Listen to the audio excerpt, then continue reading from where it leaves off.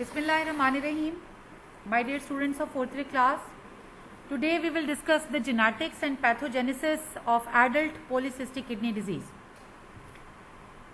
It's a stepwise process that is being shown to you, that first of all the mutation takes place of either of the PKD genes that lead to loss of the polycystine complex, and it may lead to formation of an aberrant complex.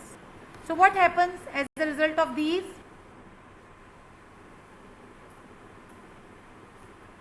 Second messenger effects of calcium leads to changes in the cellular proliferation, basal level of apoptosis, interaction with the ECM, the secretory function of the epithelia. So all these together result in the characteristic features of adult polycystic kidney disease.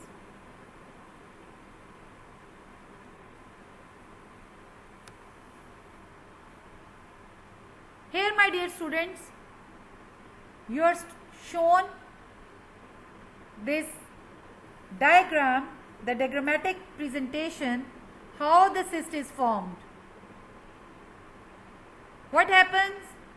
There is mutation in polycystin 1, 2 or fibrocystin of the nephrocystins. As a result of that mutation, there is altered mechanosensation by the tubular cilia, as we discussed in the previous lecture. Along with that, there is altered calcium flux. So due to these two, what happens? There is altered tubular epithelial growth and differentiation, which ultimately leads to abnormal extracellular matrix, fluid secretion, and it affects the cellular proliferation. And all these together result in the cystic formation in the kidney. There is interstitial inflammation, fibrosis, and also along with that there is glomerular and vascular damage. So the cyst is formed ultimately. So my dear students, the progressive enlargement of the cyst, it results from increase in the number of cells caused by abnormal proliferation, expanding volume of intraluminar fluid caused by abnormal secretions from the epithelial cells, cell linings, the cyst that I have shown you in the previous slide. And mediators in cyst fluids enhance the fluid secretion and induce the inflammation. So these abnormalities contribute to further enlargement of the cyst and the interstitial fibrosis characteristic of progressive polycystic kidney disease. Now what will be the morphology of such kidneys? The kidneys, they are usually bilaterally enlarged.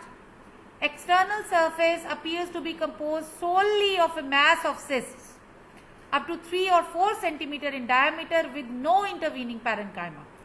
Here you are shown the cysts. These are polycystic kidney. You can see well that there are numerous cysts seen in that. Here the cut section of the kidney is shown to you. Now my dear students, we will discuss the childhood polycystic kidney disease, that is autosomal recessive polycystic kidney disease. The pathological features of this disease include the enlarged cystic kidneys at birth.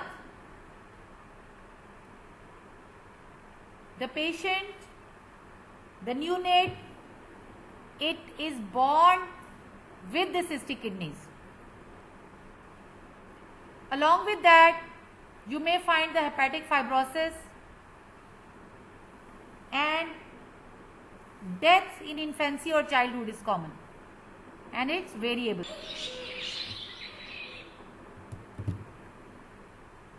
My dear students, these are the subcategories shown to you depending on the time of presentation and presence of associated hepatic lesions. The childhood polycystic kidney disease can be subcategorized as perinatal, neonatal, infantile, childhood polycystic kidney disease.